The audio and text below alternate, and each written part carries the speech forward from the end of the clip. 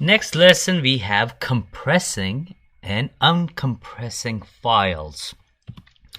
There are a few different commands that we use to compress and uncompress files. But first of all, there is a command that is used commonly in Linux, and that command is called tar.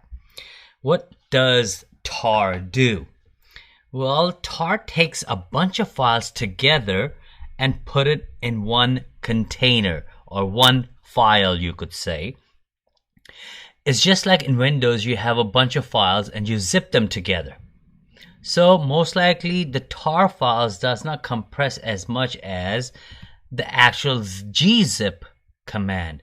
The gzip is the command is actually compresses a file, and then there is a command gzip -d or gunzip. These two commands are used to uncompress a file. So let's get to a question, our favorite question. Why do we need these commands anyway? It's a very good question, of course. To answer this question this way is, what happens if your system crashes? Okay, you try to resolve the issue, but you cannot. You tried everything, but you cannot find the issue. You cannot get to the point where you know, aha, that's the problem. So what do? Are you gonna sit there and just, try your endless hour to resolve it? No, what you're gonna do is you're gonna call the support. You're gonna call Red Hat or the operating system support. If you're running CentOS, then most likely you are out of luck because most of the CentOS has no support. So I hope you're running Red Hat in your corporate environment. When you are running Red Hat, you will get a support. So you pick up the phone, you call them. Then what happens?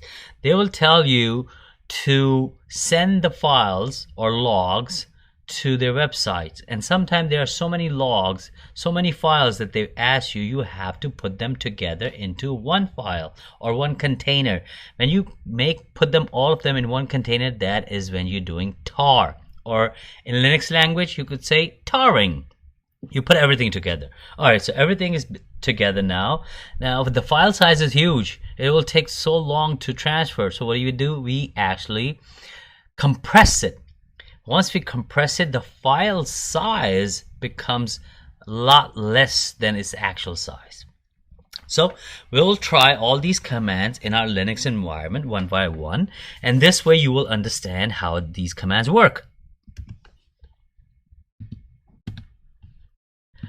All right, I am in my home directory, and someone has asked me that send me all your contents of your home directory. So in my home directory, I have directories and files and maybe links and directories, subdirectories, and within subdirectories, there are more directories. So how do you put everything in one? Is we use a command tar. And the option that I use is CVF. You could look it up, CVF option, by running man, but I've been using these three option letters for a long time, and I know it will compress it a little and put everything into a file. Then I would have to specify the name of the file that everything will come into. So I'll just put myself, because this is my home directory. I'll just put iAvzol. I'll just put tar at the end. Why? Because this will identify that this is a tar file. And what am I tarring? I'm tarring this entire directory. So I could do home, iAvzol. This will tar everything in that. Or I could simply do the relative path, which is dot. Dot means tar everything, or put everything that you see right now into a file called iavzol.tar. When I run it, you see all that messages come up on the screen. Some of the messages that you'll see, tar file is archived, now dump. Forget that, don't worry about it, because it's trying to tar itself. That's why you are getting that message. But anyway, when you get all that message, when you run ls-ltr, and you will see right here, iavzol tar. Perfect? Yes, so now everything, all the contents, desktop, templates, public, all these files and directories I have are all put into this file. How am I going to untar it? Well, I don't want to untar it in the same directory where all the files already exist. So what I will do, I will create a directory, mkdir, and I'll call it blah blah whatever. Okay, the directory is created. Now I'm gonna move this ifzol.tar file into blah directory. Is it moved? Yes, it is moved. So I don't see it. I will go into blah directory now. I'm in blah directory. Just make sure to run pwd. Yes, home ifzol blah. Perfect.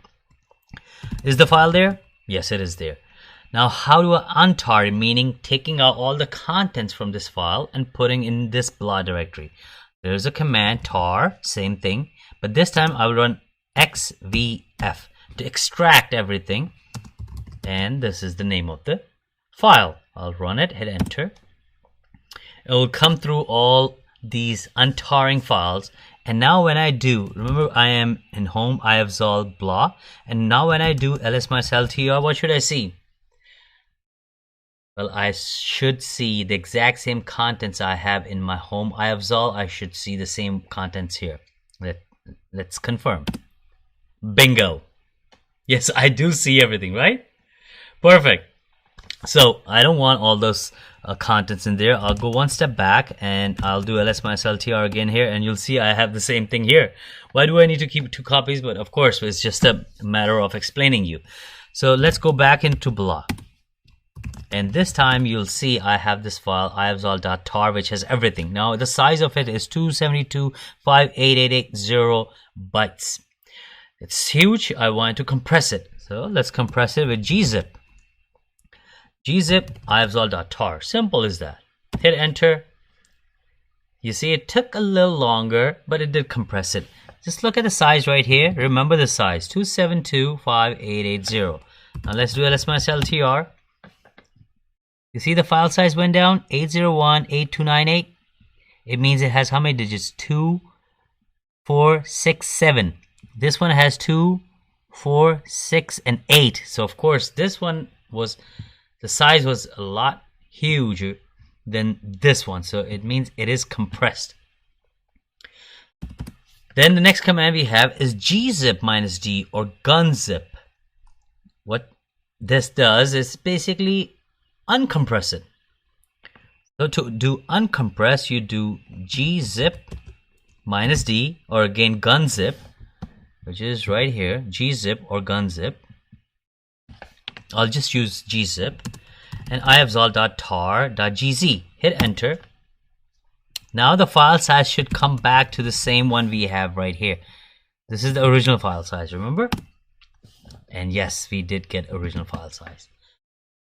So we have tar file, we gzipped it, we compressed it, we uncompressed it. We'll go back to our home directory, and we do have this blah directory, and we'll simply get rid of this blah directory, which is remove -r for removing directory, or rmdir to remove it. Blah directory is not empty, so what we'll do, -f to force it.